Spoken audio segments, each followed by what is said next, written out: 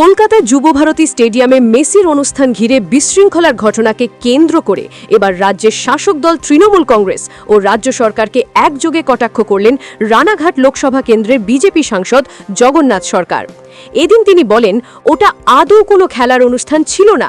রাজ্যে ব্যাপক বেকারত্ব ও কর্মসংস্থানের অভাবের বিষয়টি ঢাকতেই সরকার একটি রাজনৈতিক অনুষ্ঠান আয়োজন করেছিল। তার দাবি, সাধারণ মানুষের কাছ থেকে লক্ষ লক্ষ টাকা আদায় করা হলেও সেই অনুষ্ঠান উপভোগ করার সুযোগ থেকে সাধারণ মানুষকে বঞ্চিত রাখা হয়েছে। জগন্নাথ সরকারের অভিযোগ, একদিকে সাধারণ মানুষের টাকা নেওয়া হয়েছে, অন্যদিকে শাসক দলের নেতা মন্ত্রীরাই সেই অনুষ্ঠানে অংশ নিয়ে সাধারণ মানুষের অধিকার কেড়ে নিয়েছে।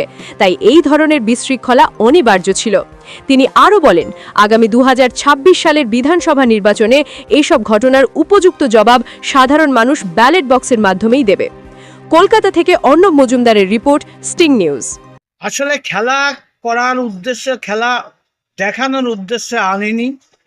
রাজনৈতিকগতভাবে যুবকদের ফুটবল প্রেমে মাতোয়ারা করার জন্য এসছে। পেছনে যে দুর্বলতা ঢাকার জন্য তিনি তাদের এনেছেন, একেধারে পয়সা তোলার জন্য, আর সামনে বেকারত্ব, বিভিন্ন সমস্যা যুবকদের মধ্যে, যে সেগুলো ধামাচাপা দিয়ে মেসিকে দেখিয়ে যাতে আগামীতে 26-এর ভোটে জেতানোর একটা মহল তৈরি করা যায়।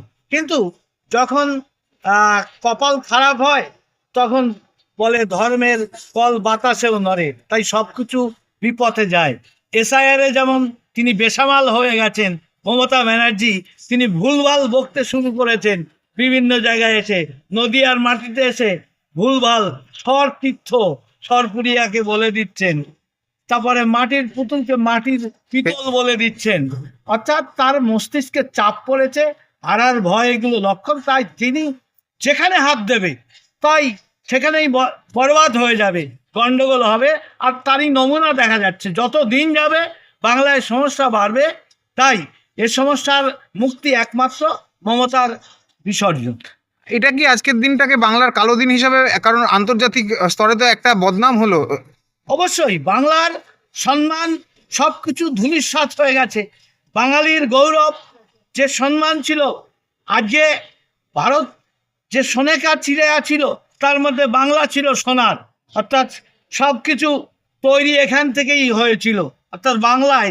তাই এখানে ফরাসিরাও এসছে, ইংরেজরাও এসছে, শাসন করেছে। কারণ এখানে সম্পদ বেশি, সব কিছু বেশি, জ্ঞান বিজ্ঞান বিপ্লবীও বেশি ছিল।